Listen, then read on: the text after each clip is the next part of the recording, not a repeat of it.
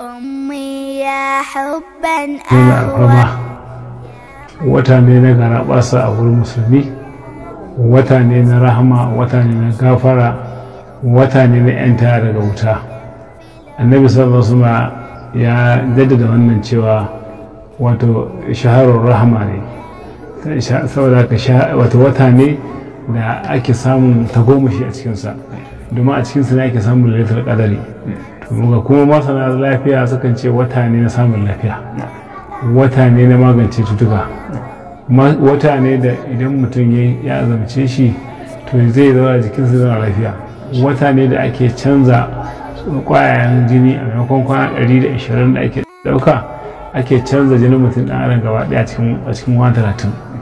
Wata ne da ake samun albarka a cikinsa, jiki ke zaunawa, nishadi ya karu, jikin ya zauna lafiya, nishadin nan adam ya karu, cutuka su kau. Azumi na magance ciwon suga domin yana daidaita cimaka ta jikin adam.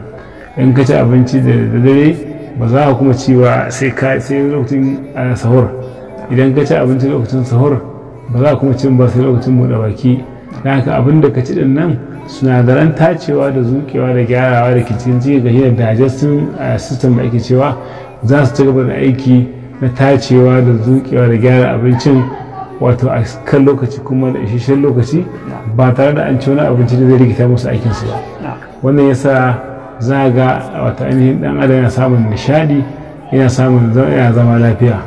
Sannan dan adam ya kai kan yaƙi wasu cutuka daban-daban, kai hatta wato wanda ba likitocin da ba musulmai ba sun yarda cewa azumi na gyara jikin adam, sun yarda cewa azumi na saukar da hawan jini, sun yarda cewa azumi na saukar da suga, sun yarda cewa azumi na taimakawa jiki. Illa dai kawai abu nadiran ake samun waɗansu suke samun matsala yayin da azumin ya zo. Za ga waɗansu suna fama da zafin kirji, suna fama da ciwon kirji, wasu ma a ce ƙasashe, wasu kuma dama suna da cuta ta basir ko kuma wato kumewar ciki ko kuma rashin iya yin bahaya yayin da ya kamata. To duk wanda ke da matsala ta larurar rashin yin bahaya da ya kamata, to shi ma wato akwai abubuwan da ya kamata mutum ya fuskanta ko ya mai da hankali kansa idan ko da azumin ya zo. To shi ma dakta za a iya cewa yana bangaren shi ma ulsa ne? To ka san ana cewa ita ulsa, mutane za a ambatan ulsa, ita ulsa tana da abubuwa da yawa. A ita ulsa akwai ulsa da duk abin da ake ce ulsa shine melewa ko dadewa ko kuma wato yin rauni a wani bangare na cikin dan adam. To shi kai ko ma aina ne in dai an mele gurin ko gun ya goge ya dade jikin ya fito, to wannan sunan sa ulsa. To wannan shine ulsa. To amma ana daukar ulsa ta fara a tumbi ko a cikin hanji ko a wani wuri, to ita fa aka mai da hankali a ita. To amma sai gashi kuma da yawa kumewar ciki mata da an kira shi ulsa, sai rashin yin bayan gida a ce ulsa ce, sannan sai a ce kuma wato ainihin rashin narkewar abinci a ce ulsa ce. To da an ji wannan sai a ɗauka kawai ulsa ce.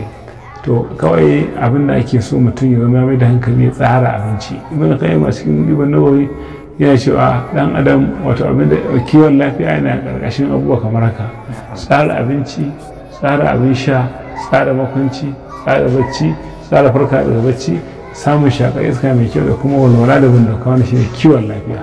To wannan mai azumi ne aka fi son ma ya zama ya keɓanta da wannan abubuwan na ambata, cewa ya zama shine tsara abinci da zai ci.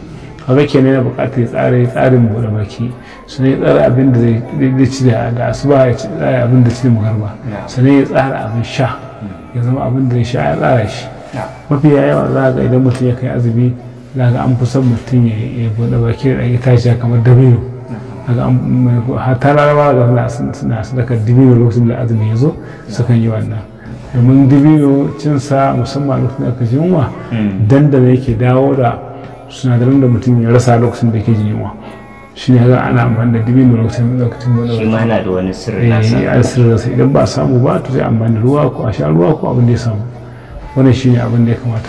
To dakta, su kuma bangaren masu lalurar nan ta ulsa, wannan kira za a yi musu game da ita wannan? Kiran da musu shine idan mutum ya tabbatar da ya asibiti ko ya je gun masu magani sun tabbatar mana da ulsa, to kamata ya kiyaye dukkanin abin da ya san ulsa ba ta so, musamman ma limantar yaji mai tsanani.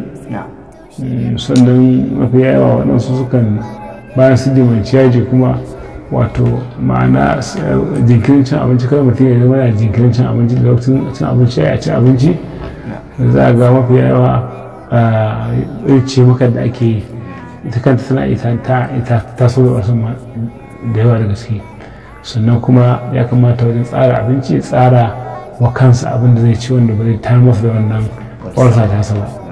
Wannan shi ne abin da ya kamata mutanen masu kiyaye, musamman ma kaga binciken da masana suka ce kukar miya.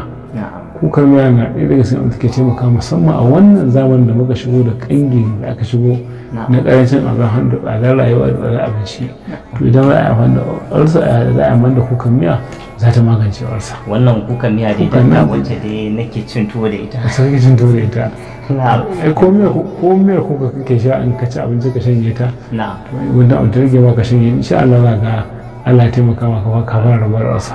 Wato dakta yanzu fa mafi akasari ma ita miyan kukan nan ma karka ga yadda musamman su mata suke gudunta ma ba sa son su jan ambace ta.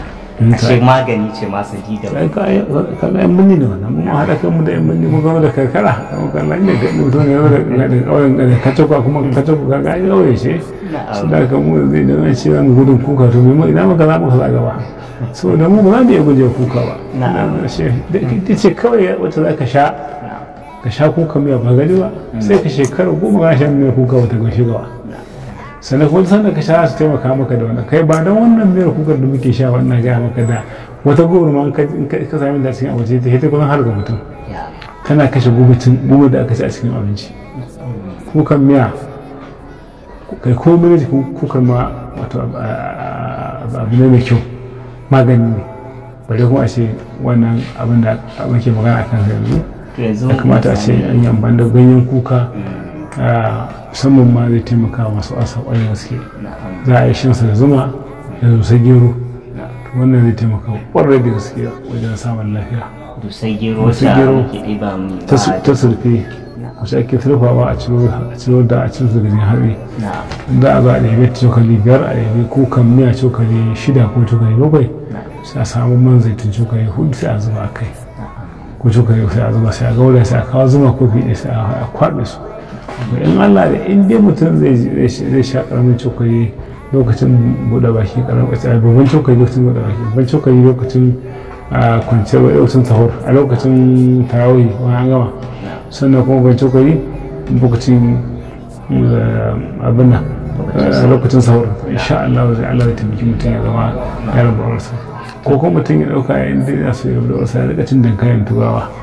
Dankan tura a wanke shi da fatar da wannan bawansa komai ka cinye guda daya bayan ka ci kayan guda baki. Idan aka tashi kenan kara cire wannan bawan. Za a wanke wannan bawan har shi za a ci ba. Har shi za a ci. Ƙwarai da gaske. To a masu kallon mu a daidai wannan lokacin. Dankalin turawa na Hausa ba. Ba na Hausa ba.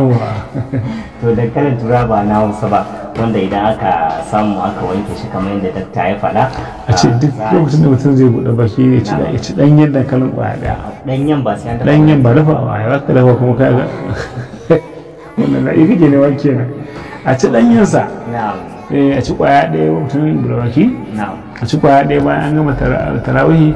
A ci kwaya daya kafin kwanciyar bacci a ci kwaya daya lokacin sauka 4 kenan insha Allah inda mutum yi wannan ya sa TV yana cin wannan je gun likitan su kula a rasu za su gani. Yanzu ni ina tashi daga nan daman dankali na zan samu guda 4. To a masu kallon mu dakta malam mai gida kasakwa kenan muke tare da shi. Kuma za a yi banda bawan ayaba mai kyau in dai ba rauni ne a jikin bawan ba ko tabo. In dai ban ayaba mai kyau ne a shanya shi bushe da kashi zama gari da bulbul idan an ga dama a sha shi a dinga zuba shi a cikin a dinga dangwalar garin da ayaba mai kyau ana dangwalar ana ci shi ma a ci kowace kullum a ci guda 4 insha Allah ka jira ga abin da zai faru dai magana a wata ci sannan za a iya amfani da wanda ya fi sauƙi da ke gaya maka wanda aka samu tajriba a kansa an tabbatar an gwada an gani to za a iya yin amfani da wannan cin dankali kamar yadda faɗa kukan miya kamar yadda faɗa sannan sai kuma da shi dankali tura da rai suna taimakawa wajen ulcer. Sai bawon ayaba, bawon ayaba na iya dakan shi in yi zo gari a tankare a samu garin karas daidai haka na an ɗaya wannan cokali ba a ɗaya cokali sai a gaure sai a gaure su sai a rika zuba ƙaramin cokali a cikin madara ana sha kamar pigment ɗin sai a rika zuba sai a dawa sai a sha. Insha Allah ba za a samu cutar ulcer a jikin mutum ba. Allah da yake yi. To a dakta, a daidai wannan lokaci wasu za su iya cewa waɗannan haɗe-haɗen kamar za su ba su wahala, amma wasu za su so a ce sun ƙara ganawa da dakta domin jin wasu shawarwari. Wataƙila kuma akwai wani haɗaɗɗen magani wanda wannan cibiya ta Dr. Katako Islamic ta tanada, wanda Allah ya yarda da za su zo so za su samu wannan tagomashi na wannan shi magani da kuma ƙarin wata gudunmawa. Gaskiya ne. To dakta, akwai wani magani da kuka tanada ne? Amma wurin mun za mu shiga za mu kawai shi gane baka tanadar komai ba. Gaskiya. Dole ka tanadar dan wani abu. Dama kawai ana yin ajiye shi ne ba za a faɗa ba saboda yanayin mutane a shaban ba. Wani zai iya zuwa ya je ya yi da kansa in ka gaya masa, wani kuma dole zai sai kun ka zai ba kuɗi mai ɗan kauri. Sai kuma ka bashi. Amma in yayi da kansa haka aka fi so. Da kansa haka ake fi so. Amma in ba zai iya wata kai kuma dole sanda ka yi kai za ka yi ba sai ya abin nan. Sai ya zo ya ba sai a bashi wannan. Mu kawo consultation muke ba mai magani mu kai kasuwa yanzu. In dai rashin lafiya ce za ka zo ne mu duba ka mun tabbatar ulcer ce, in ma ta kama mu tura kama a je a yi wajen asibiti za mu yi, in mun tabbatar ulcer tana da kika sai baka magani, amma ba za mu tabbatar maka ba dan ka ce min kana da ulcer kawai ita ce shi ba shi maganin ulcer ba mai wannan gaskiya. Sai ka je amma gwaji an tabbata ita ce, to in Allah ya sai baka ulcer kuma baka maganin ulcer insha Allah za ka samu abin nan, za a samu sauki. To dakta, akwai mutane na nisa wasu garuruwa da kuma wasu gurare da dama za su so su samu kamar adres na inda wannan cibiya take domin su zo su kara tattaunawa da dakta domin samun wasu shawarwari. To adres da shi ne ina nan hotorin Fulani Ramin Kwalabe Kano mega station, bayan mega station sunan gurin Ramin Kwalabe. A tambaya inda aka ce in an zo kana kwana ka tambaya idan gidan mai gida ka ce za nuna sabuwar gada da aka yi ta hoto. Idan an to daga cikin birni a YouTube kamar za a koma cikin wannan a dama za a ga gidan mai na NPC na mega da jikin in ka gowar tashi akwai layi a bayan gidan mu, kana gowar layin akwai wani layi na biyu, to layi na biyu shi za a shigo a ce Ramin Kwalabe, ana zuwa Ramin Kwalabe a ce gidan mai gida ka ce za a nuna wannan kaga ba da wahala gani. Sannan kuma mutane su iya kiran 0800 36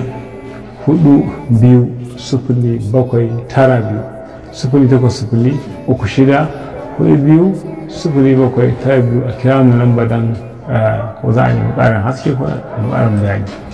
To masu kallon mu duba ga lokaci da yake ta hararen mu duka a nan za ku ƙara samun wani ilimi da kuma wasu shawarwari da gudunmawa daga wannan cibiya ta Katako Islamic insha Allah, wanda shiri na gaba za ku ƙara jin inda ma dakta zai ƙara fashin baki akan ita wannan lalura ta ulcer har ya zamto ma a haura wani sashi na daban wanda duk dai ya shafi bangaren naku. Idan har kun kasance da wannan tashan Allah ya yarda ta Win Arewa TV nasarar Arewa, don Allah ya yarda za ku ta samun riba game da wannan shiri musamman ma na bangaren wannan cibiya ta Islamic insha Allah. Kuma a madadin shi kansa Dr. Mai Gida Katako da kuma daukakin ma'aikatan wannan tasha, sai ni da na shirya shirin kuma na gabatar Adam Zanna Iso nake cewa wassalamu alaikum wa rahmatullahi ta'ala wa barakatuh. أمي يا حبا أهوى يا قلبا أعشق دنيا يا شمسا تشرق في أفقي وردا في العمر شذا ماذا أتذكر يا أمي لا يوجد شيء أنسى فالماضي أحمل أزهارا والحاضر تبسم شفتا